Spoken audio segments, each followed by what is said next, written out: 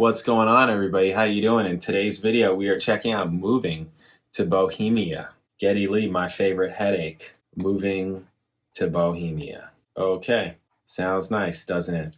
If you're new here, please subscribe. Check out my videos, all kinds of videos, reaction videos, bass videos, music videos. Check it out.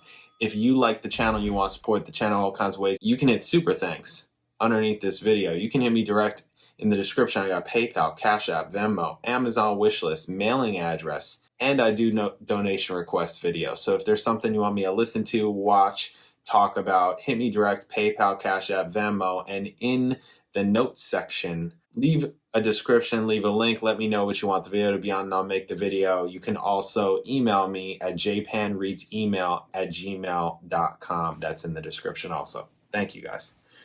All right, let's check this song out. Bam.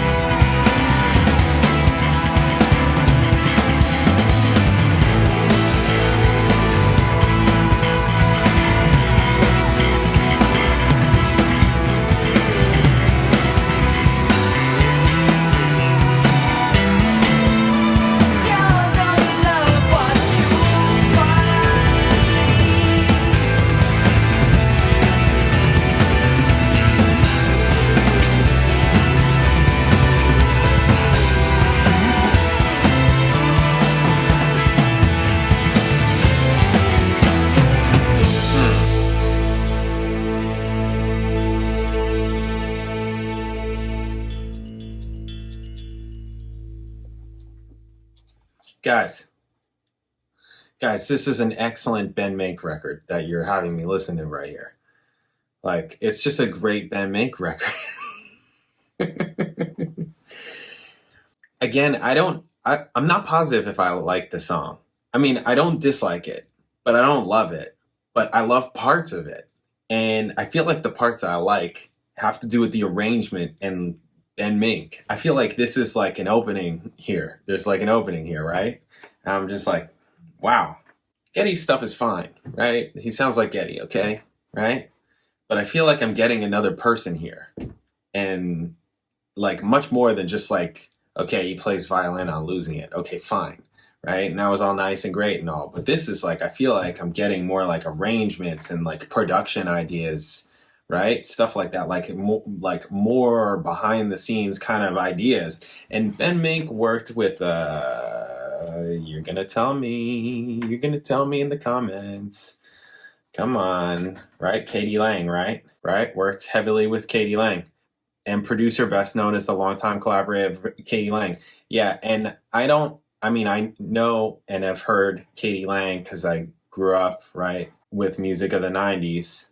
What was her big, I'm going to know it once I see it. Constant Craving. Oh, yeah, of course. Huge. Yeah. So, and I was watching MTV all throughout that. So, yeah, I got that a lot. But if he worked on all these records, I mean, that's the only song of K.D. Lang that I know. But if it sounds like this kind of stuff, that's got to be pretty nice. Because, like, this is just like... And maybe, you know, it took him to work on all this stuff because, like, what are her records? They're, like, 80s, late 80s, 90s. She doesn't have a ton of records. That's interesting. Yeah. This just sounds like somebody that has experience hearing everything. And this is actually something that I think that bass players are specifically well equipped to do, which is produce. Because our role, I don't know if I've talked about this on the channel before, like in videos or whatever, but like because I may have, but their role in a band makes them, I'm not saying everybody because everybody's different, but for the most part, I believe bass players are the best well-rounded overall musicians because of the position that they play in a band. Because they play rhythm, harmony, melody, all of it, and just the support that they are, and the bridge that they are of all of those elements. They have to hear all of it. Now, everybody has to hear all of it, but not like a bass player. It's different. It's just different. It's different if you're a drummer. You may not be thinking of melody in the same kind of way. You're going to be thinking of melody differently than somebody that plays guitar or piano or bass, right? And no different than guitar is going to be thinking about rhythm differently than a bass player or a drummer. It's all, you know, it's all what it is. Everybody needs to work together, but I just think that a bass player has a great position for doing those kinds of things. And there's a ton of excellent bass player producers, music directors, etc. Like bass players, they fill out all that stuff like all the time. But anyways, I know that Geddy Lee is in that position, but I'm saying that Ben Mink is like getting this. I'm like, dude, I know that he's not a bass player, but I'm like, man, he's like really, I'm like, how much is he really filling this producer arranger role on this album? Because I feel like that's where I'm like liking this album. It's like produced and arranged really well. It's making songs that to me aren't like necessarily special. I don't hate them, but I'm not like, oh, this is a great song. Oh my God, this is a great song. But he's making these recordings incredibly interesting. And that's what's making this record very good. Anyways, you know, a little over halfway through the record. We got 4 left. Home on the Strange. That's an interesting title. Is up next. So we're going to check that out. I'll catch you then later.